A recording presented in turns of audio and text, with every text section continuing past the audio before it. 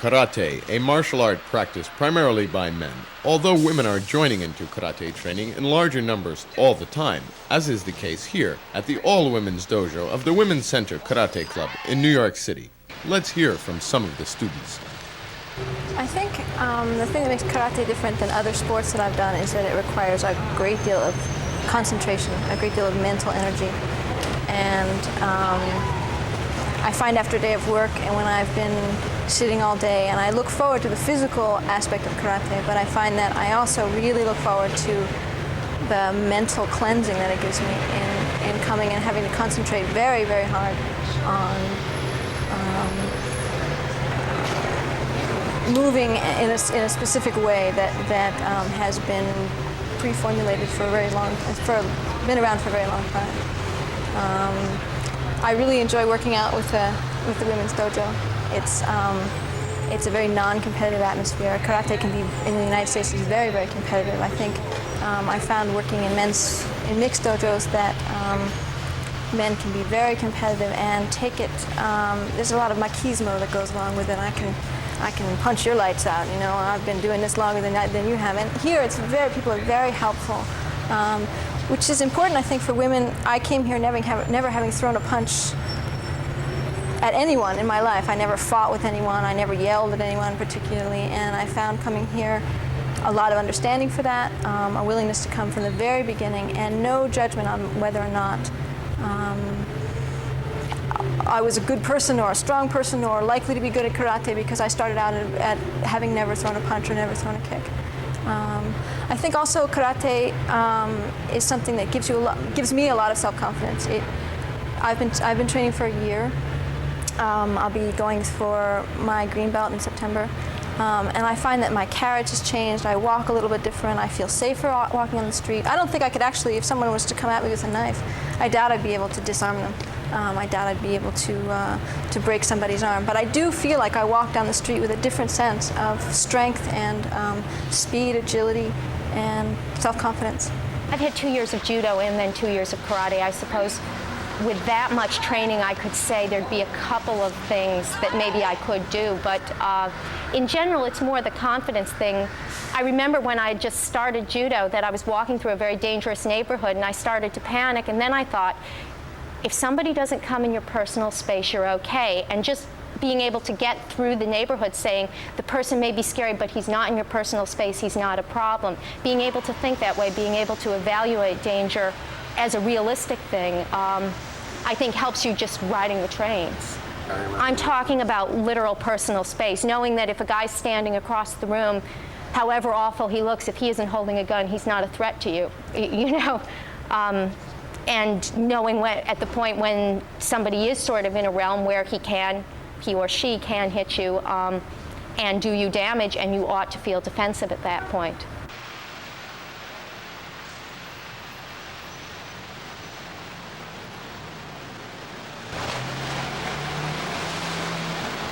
Shotokan was founded by a teacher from the Koshu, who was called the father of Japanese karate. He was one of the first people to bring karate from Okinawa to Japan. And the name Shotokan comes from his pen name, which is Shoto. And Shotokan means the Hall of Shoto.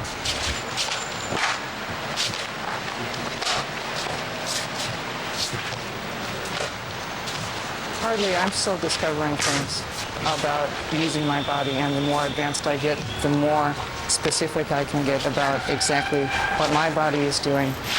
It's not always very easy to translate it to someone else's body, and all I can do is watch them. I keep trying to explain things in as many different ways as I can. I try to get across the same concept using different words every time, because you never know what's going to suddenly click in someone's brain. Like, oh, that's what she's been talking about.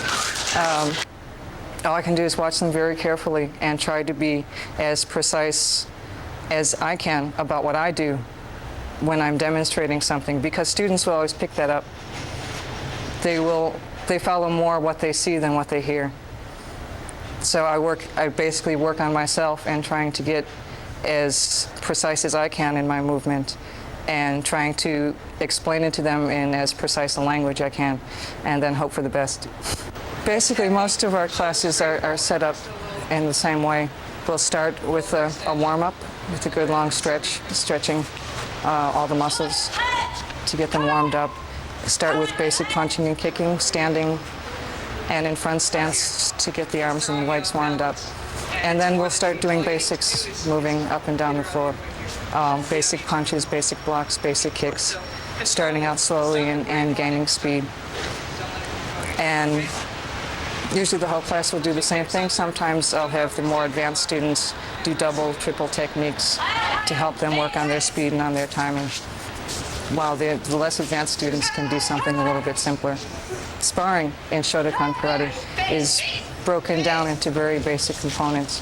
The first thing we do in sparring is called basic three-step sparring, which is only punches to face and stomach, and the students learn how to move back and forth, avoiding attacks. After that, we do basic one-step sparring, where the student just has to stand, avoid one attack, and then we start adding kicks at that stage too, so they learn how to block kicks.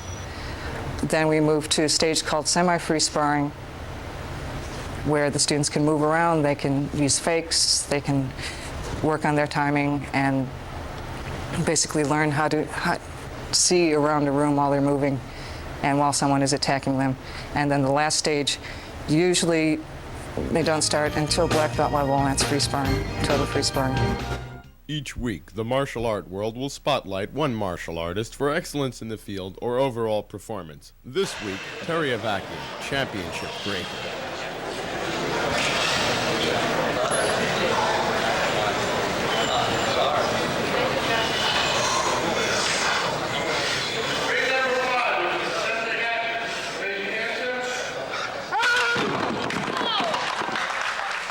When somebody shows me a picture of me breaking, I don't even recognize me. It's like I'm not even here when I break. I don't see cameras. I don't see anything. And it's amazing. On my school, we teach a lot of breaking, and I've been doing it for about 4 years now. And I have a lot of first place trophies because I have a lot of energy, and it takes a lot of energy to break. But people have to remember that you have to start out small. You cannot go and punch things and break things. You suffer the consequences if you attempt something you cannot do.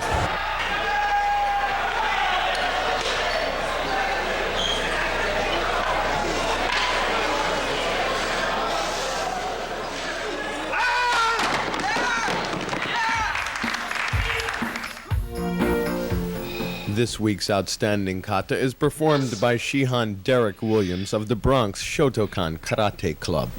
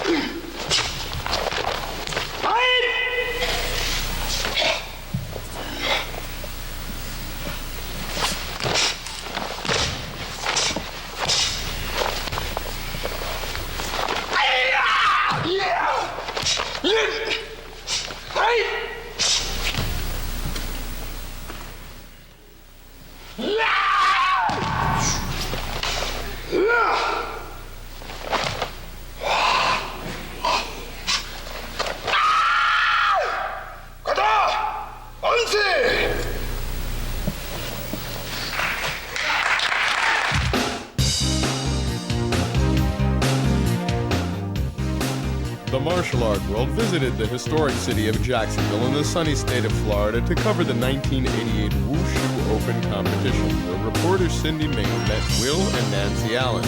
Here's Cindy Ming. Hi, I'm here with Will and Nancy Allen, who are a Wu Shu couple. Will and Nancy have been married for about now 4 years? Yes. Yeah. And they competed here today in different divisions in the U.S. Wu Shu Open Championships. Nancy, how do you feel when you see your husband compete? It's really different because it's different than watching anyone else compete. I almost feel like I'm out there competing when he's competing. So you know, are you kind of nervous and So I like to watch him, but then again, it's almost like me being out there. I'm nervous and wondering how he's going to do and all that. And how about you towards her? Sometimes it's almost unbearable to watch. Why? Sometimes I'll turn away at a crucial moment because we've invested so much in each other. Yes. The critiques and the time. Right. So do you find yourself maybe cheering her or him on as they start reaching those crucial moments? Oh yeah, of course. But then it's almost the stress is like. It's unbearable. Way. Yeah. Okay. How did you then start studying wushu?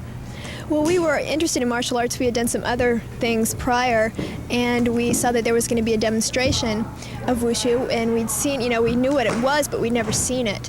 So we went to the demonstration, and we both really liked it a lot. We liked the way it looked, and we liked everything about it, so we decided to go ahead and try it. Okay, great. And the both of you made this decision right on the spot? Yeah, It was a Okay. pretty easy decision. Who was the performance? Was it a team from China? It was Or Peter an- Morales and a group of his instructors. Okay, excellent. And where was this? Where did you This see? was in Denver. Denver, Colorado. Yes. Wow, more Middle America wushu. How do you think that wushu is being received by pockets of Americana, let's say, where it's not really well known? How do you feel it's being received? I'm always approached by people who are interested in watching it, but sometimes because of the complexity of the maneuvers, they don't feel confident that they can undertake this sport. Yes, they feel it's They don't- beyond them. They don't feel that everybody started, at complete incompetence. Also, because the emphasis is on destructive capabilities, sometimes people don't give it the credit, for its difficulty and for its. Right, for its flair, its Well, yeah. performing art. Yeah. A difficult art, and that there is merit to it. Yeah. What made you start to get into the martial arts? Was it self-defense reasons for you, Nancy? Or just exercise? Pretty much both. Yeah, he said, don't you want to do it? Well, actually, it's really a good thing to be doing together. And he wanted to do it, and I thought, well, it'd be good exercise and good self-defense. And we started in more of a self-defense type martial art when we were first starting, doing it. So that's basically the reasons that I started it. Okay. I'm also in a very similar situation. I'm married to also a American wushu athlete, and I also train and compete. And I know that there are not easy times, that sometimes the strain of training, keeping a job, puts some stresses on the marriage. Why don't you tell us maybe what some of the things that might come up that might not happen to a regular couple who train together? We don't do laundry. We eat out a lot. Yeah, the normal household duties get ignored. That's true. Because That's it's the very easiest thing to discard. Yes, that's very true.